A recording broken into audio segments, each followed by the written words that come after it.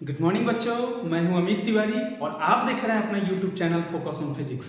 बच्चों, जैसे कि इसके पहले वाले वीडियो में मैंने न्यूमेरिकल सॉल्व किया था एनसीईआरटी से रिलेटेड, उसके कुछ टर्म बाकी रह गए थे जिसको आज के वीडियो में कंप्लीट करके और चैप्टर को खत्म किया जाएगा, फिर सेकेंड चैप्टर स्टार्ट किया जाएगा। तो बच्चों, कुछ टॉपिक बाकी रह गया था, जैसे एप्लीकेशन ऑफ, देखिएगा ध्यान से, एप्लीकेशन ऑफ हीटिंग इफेक्ट। पहले एप्लीकेशन इसका देख लेते हैं, ठीक है ना।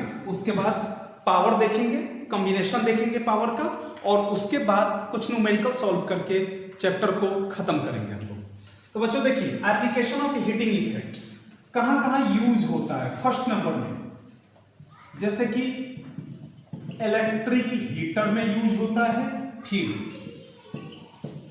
वाटर हीटर में यूज होता है, और बहुत सारे इलेक्ट्रिकल एप्लायंसेज में, इलेक्ट्रिकल हीटिंग एप्लायंसेज में इसका यूज किया जाता है।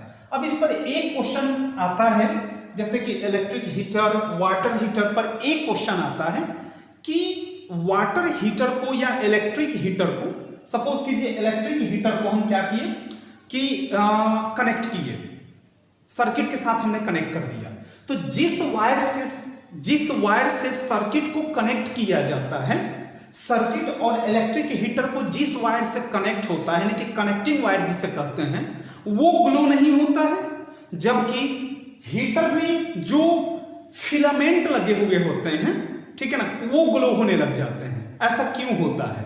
कनेक्टिंग वायर को भी ग्लो होना चाहिए ना, तो कनेक्टिंग वायर ग्लो नहीं होता है, लेकिन हीटर का जो फिलामेंट होता है वो ग्लो होने लग जाता है, हीट प्रोड्यूस करने लग जाता है, जबकि कनेक्टिंग वायर हीट प्रोड्यूस नहीं करता है। क्यों? एक्चुअली होता क्या है कि देखिएगा, व्हेन लिख के ही बता देते हैं। कुछ बच्चों का शिकायत रहता है कि सर आप केवल समझा देते हो और लिखने में बहुत प्रॉब्लम होता है, तो नोट्स भी साथ में बनाते चलो, ज्यादा अच्छा है, ठीक है ना। देखिए, when current flows through these appliances they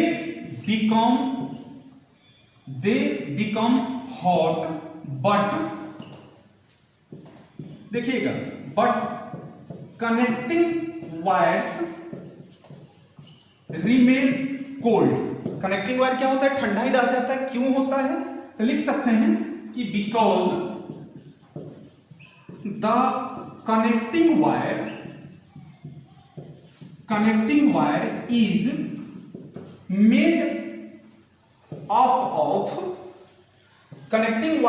made up of copper और aluminium whose resistivity is less, ठीक है ना, whose resistivity is less than the element which is used in the filament of heating appliances। इसका यही answer होगा। Heating appliances में है कि electric heater, water heater, etc में क्या यूज होता है? हीटिंग इफेक्ट का एप्लीकेशन देखने को मिलता है।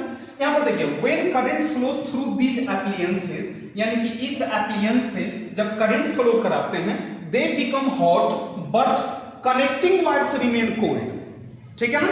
ऐसा क्यों होता है? Because the connecting wire is made up of copper और एल्युमिनियम, कॉपर और एल्युमिनियम से बना होता है, whose resistivity is less than the element which is used in the filament of heating appliances.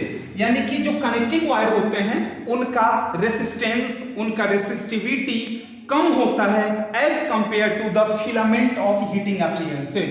Heating appliances जैसे कि इलेक्ट्रिक हीटर जब use करते हैं, जो वायर रेड दिखता है और ग्लो करता है और फिर हीट भी प्रोड्यूस करता है, ठीक है ना। ज्यादा लाइट इमिट तो नहीं करता है, लेकिन मैक्सिमम हीट इमिट करता है, क्योंकि वो जो जिस एलिमेंट से बने हुए होते हैं उनका रेसिस्टेंस, उनका रेसिस्टिविटी हाई होता है as compare to the connecting wire. So connecting wire cold रह जाते हैं क्योंकि रेसिस्टेंस कम होता है। रेसिस्टेंस कम होगा तो अपोजिशन कम होगा, अपोजिशन कम होगा तो हीटिंग इफेक्ट भी कम प्रोड्यूस होगा, ठीक है ना। और जो हीटिंग एप्लायंसेस के फिलामेंट होते हैं, ठीक है ना, वो मैक्सिमम नाइक्रोम के बने होते हैं।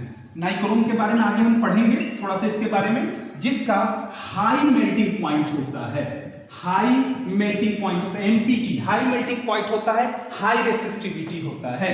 अब देखिए सेकंड नंबर इसका एप्लीकेशन देखते हैं। सेकंड नंबर एप्लीकेशन देखते हैं, इलेक्ट्रिक बल्ब में भी हीटिंग इफेक्ट देखा जा सकता है। जब इलेक्ट्रिक बल्ब ग्लो होता है तो उसमें भी हीट प्रोड्यूस होने लग जाता है, लाइट के साथ साथ हीट भी प्रोड्यूस होता है। इसका वर्किंग देखिए ये कैसे होता है। सो देखिए generally filament of an electric bulb, filament of an electric bulb is made up of tungsten, tungsten whose melting point is very high, approx 3380 degree Celsius होता है। कहीं कहीं पर 3400 डिग्री सेल्सियस भी लिखा हुआ रहता है, तो दोनों का दोनों आप अगर लिखते हैं तो सही होगा। देखिए अब जब when electric current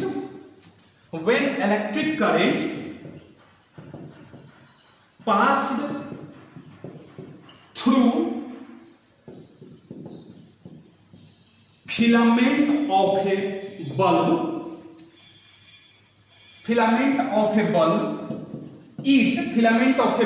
it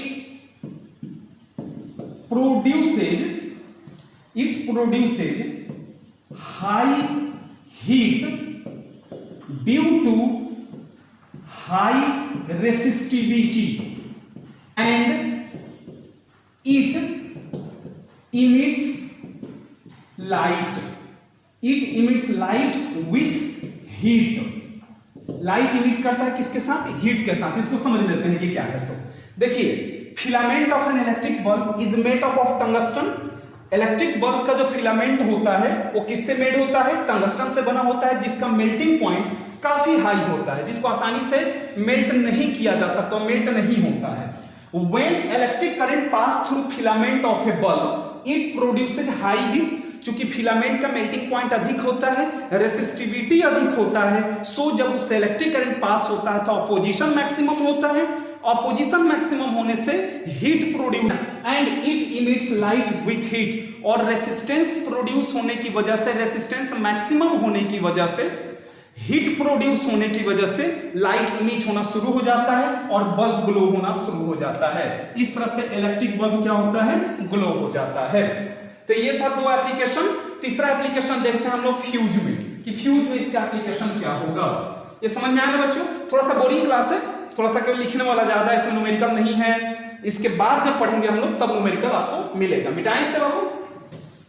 देखिए नेक्स्ट क्लास हम लोग देखते हैं, नेक्स्ट टॉपिक देखते हैं हम लोग किसके बारे में? इलेक्ट्रिक फ्यूज के बारे में, कि इलेक्ट्रिक फ्यूज क्या होता है। इलेक्ट्रिक फ्यूज में भी हीटिंग इफेक्ट प्रोड्यूस होता है। जब इलेक्ट्रिक करंट पास होता है तो वो इलेक्ट्रिक फ्यूज आप निकाल के देख सकते हैं, वो थोड़ा सा गर्म हो गया रहता है पहले के कंपेयर में। तो ऐसा क्यों होता है? जब ज्यादा गर्म हो जाता है तो मेल्ट हो जाता है और सर्किट ब्रेकडाउन हो जाता है, ठीक है ना, और हम लोग शॉर्ट सर्किट से या और बहुत सारे खतरा से बच जाते हैं। तो देखते हैं हम लोग ना आगे क्या देखते हैं इलेक्ट्रिक फ्यूज के बारे में। देखिए बच्चों देखते हैं हम लोग किसके बारे में? इलेक्ट्रिक फ्यूज के बारे में। इलेक्ट्रिक फ्यूज के बारे में मैक्सिमम बच्चों को पता होगा, आप लोग को पता होगा। घर में जब सर्किट में आप देखते होंगे तो एक फ्यूज होता है, बोर्ड में एक फ्यूज होता है, उस पर लिखा भी रहता है फ्यूज, ठीक है ना। उसको निकालने पर घर का सारा सर्किट ब्रेकडाउन होता है, फिर लगाने पर क्या होता है? सर्किट फिर से चलने लग जाता है। इलेक्ट्रिकल अप्लायंसेस जो भी उससे कनेक्टेड होते हैं वो चलने लग जाते हैं। आखिर वो क्यों लगाया जाता है? वो होता क्या है? तो सिंपली लिख सकते हैं कि it is a safety device used to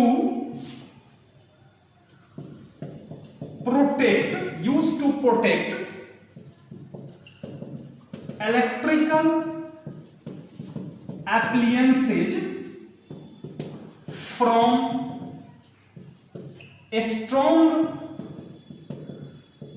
electric current, short circuiting, overloading etc. इन सब चीजों से क्या करता है, हमारी सुरक्षा करता है। जैसे कि घर में सपोज कीजिए 220 वोल्ट सप्लाई हो रहा है, फ्यूज लगे हुए हैं, 220 वोल्ट पर सारे इलेक्ट्रिकल एप्लायंसेज वर्क कर रहे हैं।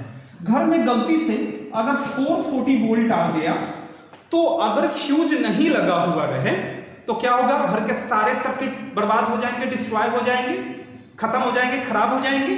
तो फ्यूज लगाने से होता है, जैसे ही इलेक्ट्रिक करंट का रेटिंग इंक्रीज होता है, इलेक्ट्रिक करंट का स्ट्रेंथ इंक्रीज होता है, वो फ्यूज का जो वायर होता है वो मेल्ट हो जाता है और घर के जितने सर्किट हैं उसमें इलेक्ट्रिक करंट फ्लो होना बंद हो जाता है। हम शॉर्ट सर्किट से भी बच जाते हैं, ओवरलोडिंग से भी बच जाते हैं और बहुत सारे खतरों से हम बच जाते हैं। इसलिए फ्यूज लगाना बड़ा इंपॉर्टेंट होता है, बहुत ही जरूरी होता है। अब देखिए इलेक्ट्रिक फ्यूज क्या है, एक सेफ्टी डिवाइस है जो हमें ओवरलोडिंग, ठीक है ना, शॉर्ट सर्किटिंग, इलेक्ट्रिक करंट, इन तीनों सिचुएशन में क्या करता है, खुद को मेल्ट करके इलेक्ट्रिक सर्किट को प्रोटेक्ट करता है। अब देखिए जो फ्यूज के जो वायर होते हैं, हम लोग क्या करते हैं घर में जनरली, फ्यूज जब भी जलता है, फ्यूज जब भी मेल्ट होता है, हम लोग कोई भी तार उसमें लपेट करके लगा देते हैं, किसी तरह चलना चाहिए। होता क्या है, या तो सर्किट बर्बाद हो जाता है या फिर कुछ देर के बाद तुरंत फिर से फ्यूज का जो वायर होता है वो मेल्ट हो जाता है, फिर से ब्रेकडाउन हो जाता है। तो जनरली इसमें इसके क्राइटेरिया क्या होने चाहिए फ्यूज के, देखिए इसके criteria, characteristics of fuse, fuse के कैरेक्टरिस्टिक्स देखिए, कैरेक्टरिस्टिक्स ऑफ फ्यूज देखिए। फर्स्ट नंबर में क्या होगा, it must have high resistivity, इसके पास हाई रेसिस्टिविटी होना चाहिए, तभी ये कुछ देर तक इलेक्ट्रिक करंट को अपोज कर सकता है, ठीक है ना। अगर रेसिस्टिविटी हाई नहीं है, लो रेसिस्टेंस वाले लगा दिए हैं, तो फिर वो इलेक्ट्रिक करंट के स्ट्रेंथ को रोक नहीं पाएगा, जल्दी जल्दी मेल्ट होगा, तुरंत मेल्ट हो जाएगा। सेकंड नंबर में आता है, सेकंड नंबर में देख सकते हैं कि इसका लो मेल्टिंग पॉइंट होना चाहिए, हाई रेसिस्टिविटी के साथ साथ लो मेल्टिंग पॉइंट होना चाहिए। अगर हाई मेल्टिंग पॉइंट हो गया तो पता चला कि घर के सारे सर्किट बर्बाद हो गए और फ्यूज के जो वायर थे वो जैसे के तैसे पड़े रह गए, वो मेल्ट हुआ ही नहीं, यानी उसने सर्किट को तोड़ा ही नहीं, इसलिए लो मेल्टिंग पॉइंट होना चाहिए।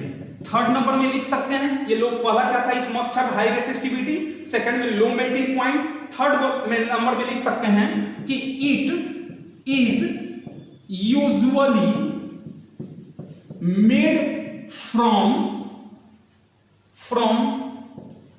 an alloy of tin 63%, tin and lead कितना हो जाएगा, 37% हो जाएगा, ठीक है ना। टीन का कितना 63% और लीड 37%, यानी कि जो वायर बने हुए हैं फ्यूज के लिए उसमें लीड कितना होना चाहिए, 37% होना चाहिए और टीन कितना होना चाहिए, 63%। दोनों को मिलाने के बाद वो फ्यूज का वायर तैयार होता है। और 4 नंबर में लिख सकते हैं कि सबसे इंपॉर्टेंट कि it is put in series, इसको सीरीज में जोड़ा जाता है, it is put in series with live wires, यानी कि पॉजिटिव वायर के साथ कनेक्ट किया जाता है। ये 4 क्राइटेरिया थे, उसके 4 प्रॉपर्टी थे किसके, फ्यूज के।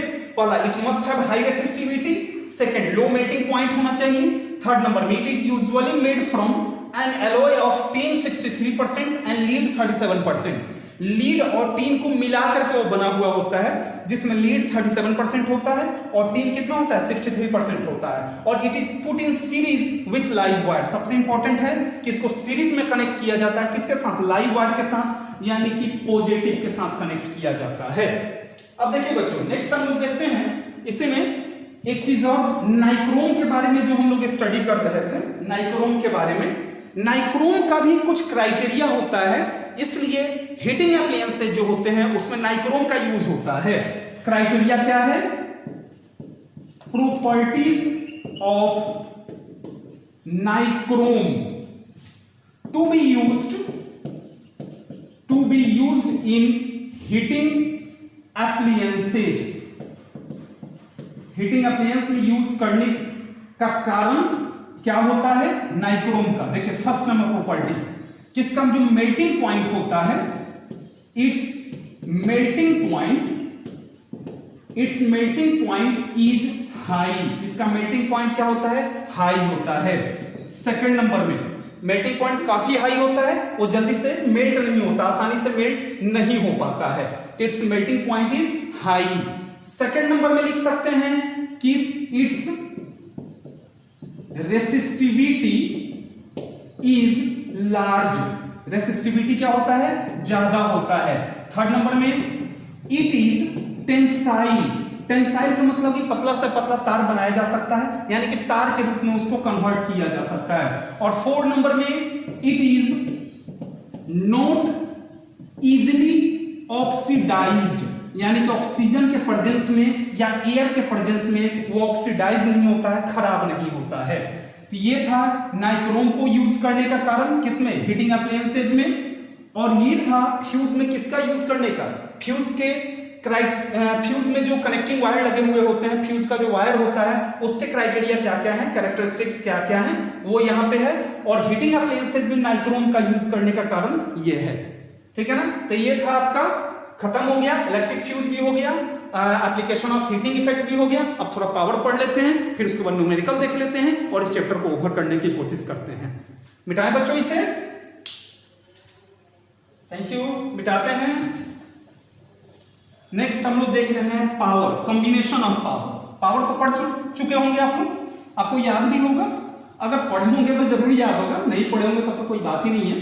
अगर आप ये सोचोगे कि एग्जाम के समय में एक बार निकाला जाएगा, रिवीजन किया जाएगा, तो ऐसा नहीं होगा। तब आप केवल पासिंग मार्क के लायक पढ़ पाएंगे। ठीक है ना? अगर कुछ नॉलेज लेना है तो फिर रिवीजन में रहिए, न्यूमेरिकल बनाते रहिए।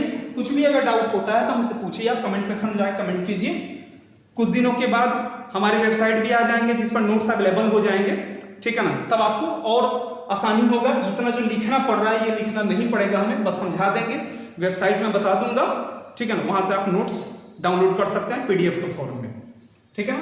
मिटाएं, चलिए आगे पढ़े हम लोग। क्या पढ़ना है हम लोग? पावर पढ़ना है। ठीक है ना? देखिए बच्चों, देखते हैं हम लोग कॉम्बिनेशन ऑफ पावर। आपके बोर्ड लेवल के अनुसार से वैल्यूएबल नहीं है, लेकिन एज ए नॉलेज आपको जानना जरूरी है। ठीक है ना? कभी कभी क्वेश्चन आ जाता है, कभी न्यूमेरिकल बनाते समय ऐसा क्वेश्चन मिल जाता है, तो उसको देखते हैं। सबसे पहले देखते हैं हम लोग सीरीज में जोड़ते हैं। सपोज कीजिए एक रेसिस्टेंस यहाँ पे R1, यहाँ पे R2 और यहाँ पे R3 है। R1, R2 और R3 है। इसको हमने एक सेल के साथ कनेक्ट कर दिया, ये सेल हो गया। यहां का वोल्टेज भी, यहां का वोल्टेज भी, यहां का वोल्टेज भी हो गया। तो सीरीज में हम क्या देखते थे? देखिए सबसे पहले पावर इक्वल टू V²/R होता है, यानी कि पावर रेसिस्टेंस का इनवर्सली प्रोपोर्शनल होता है।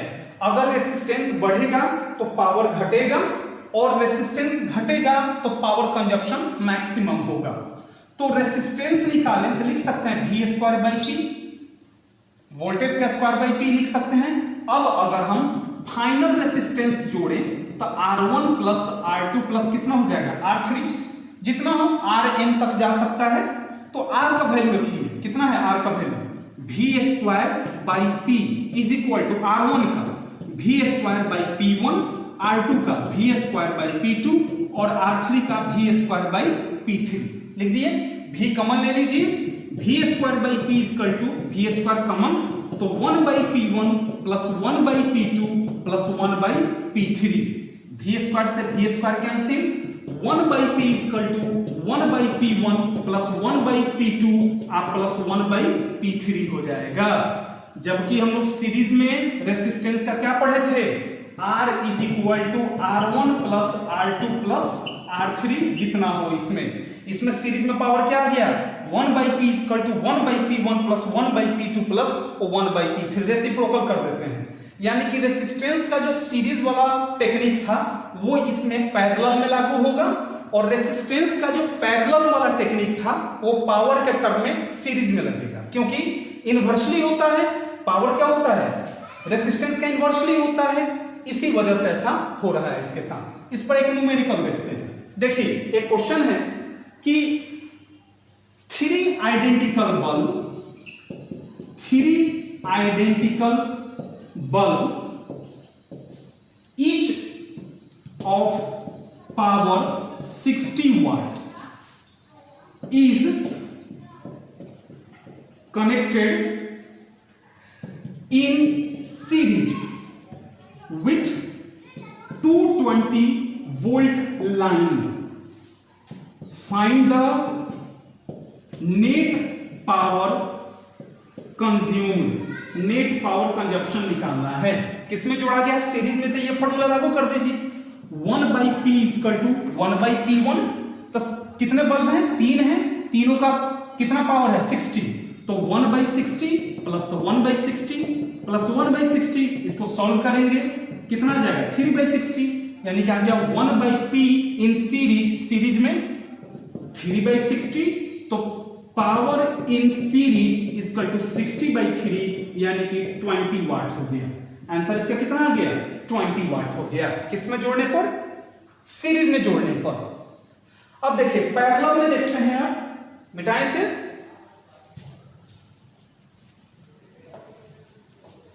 अब इसको पैरेलल में जोड़ के देखते हैं कि क्या हो रहा है ऐसा।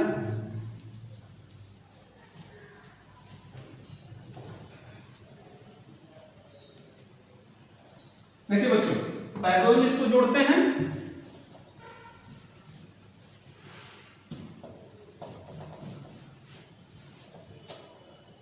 सपोज कीजिए कि 3 सर्किट को हम पैरेलल में 3 से अधिक भी जोड़ सकते हैं, बस मैंने जनरली 3 को कनेक्ट कर रहा हूं।